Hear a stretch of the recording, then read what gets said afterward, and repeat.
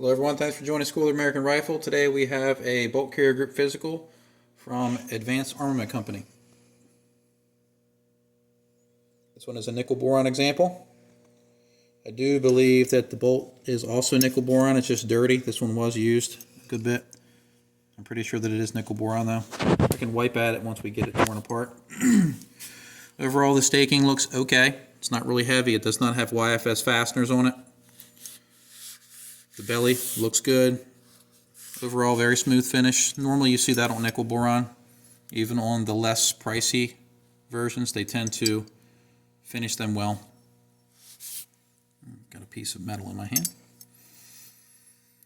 Looks like they have a modified cam pin on these, slightly rounded off. The owner did dimple this so he could orient it in the same position every time he installed it. Let's see if it passes the gas ring test. It does. I pushed that down. Alright, let's open this up and see what's inside. Take our firing pin retaining pin out. It came out with these. Take our firing pin out. There's an AR-15 type, slightly smaller diameter there. Take our cam pin out. And our bolt. And this is nickel boron. Actually, no, it's not. This is phosphate. This is not dirty. So they're using a phosphate bolt. I'm assuming this is the one that came with it, with a nickel boron carrier and carrier key. Right, so let's get this apart.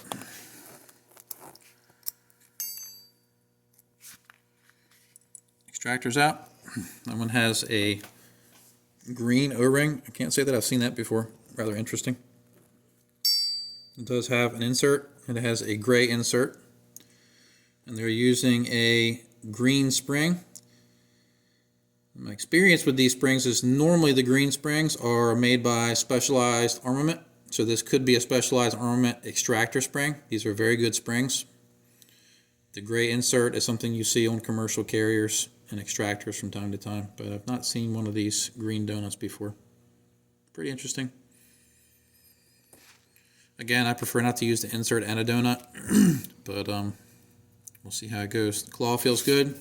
Let's grab the extractor gauge. Takes the go side. No go side does not go in. Let's check for magnetism.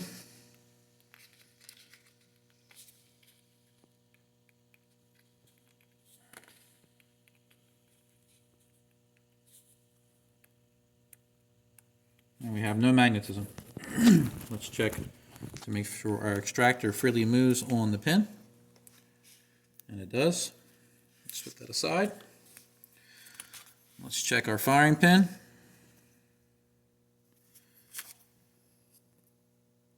Tip looks good, no pitting. Something that can happen with a small firing pin, the AR-15 type and not the M16 type, which have a larger flange or umbrella, since there's less contact surface on the retaining pin, it's more likely to damage it. Where the M16 is wider, it's going to spread that impact over a larger area and be less prone to damaging this. Firing pin is good though. Let's check protrusion.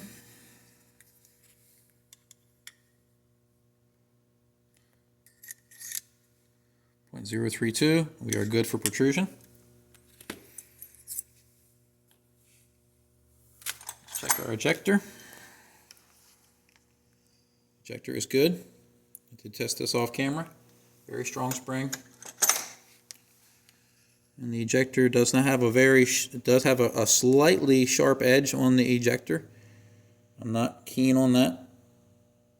It's not going to cause a malfunction out of the gate, but it could if it starts to peen over. Overall, the bolt looks like a quality bolt. I don't see any rough machining marks. Doesn't look like the owner scrubbed at it, anything like that. The roll pin sticking, or not sticking out, it's flush on both sides. The bolt face looks good. Let's check it with the firing pin go and no go. Hole gauge takes the go side. No go side does not go in. That passes. Let's see if our cam pin is rough in the bore or sloppy. A little bit of slop. Not terrible. We have a little bit of wear on it. I wouldn't say it's been used heavily. Let's go ahead and check our headspace and our tail dimensions. So this is the no-go. Wants to start, but it won't go in, so it doesn't fail. Let's check the dimensions of the support ring. So let's zero out our gauge.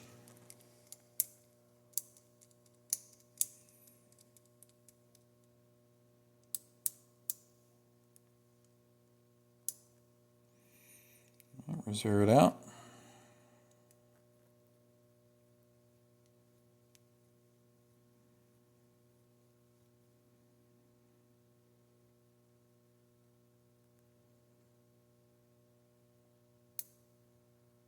.5269.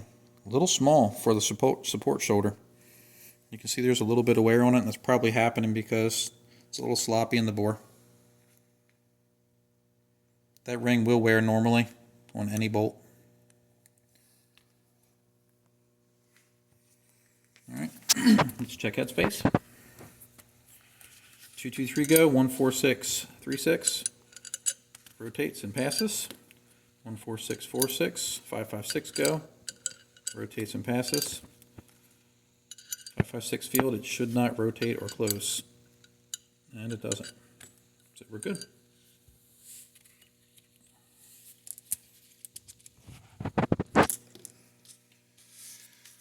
Alright, our bolt passes. Set that off to the side.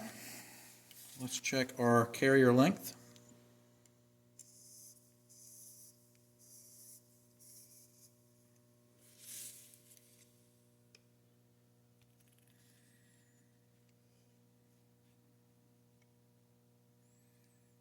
Carrier length is good, very good.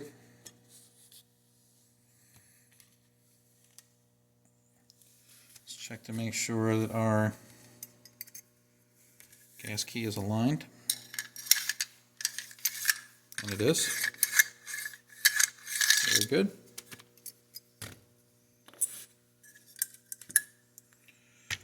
Let's check and see, make sure we have a clear gas path. And we do.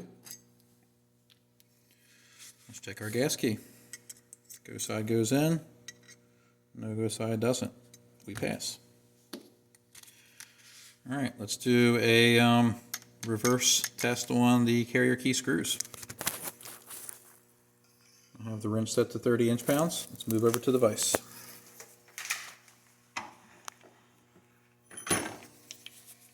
This will set to 30. Need to get a different bit.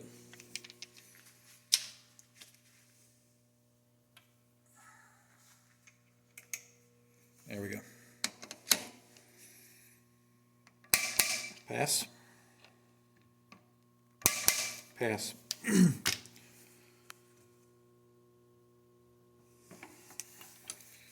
Let's move over to do our 3-bore inspection with the Borescope. I'm going to clean the 3-bore out some. This was used, so I need to make sure I get a lot of that nasty firing residue out of here so we can get a good view of the 3-bore.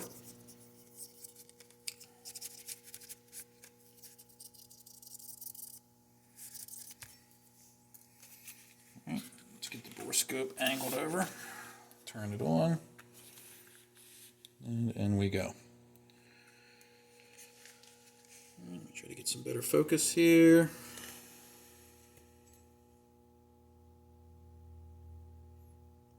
Pretty smooth. We're approaching the gas ring run now.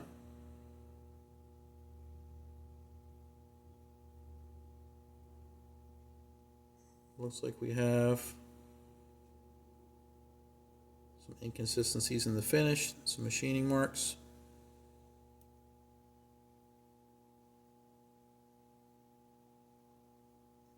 That has a tendency to wear at the gas rings a little bit. Let's go to the bolt tail. That's pretty rough. Not finished very cleanly at all. Let me try to focus this a little better. There we go. Pretty rough bolt tail seal.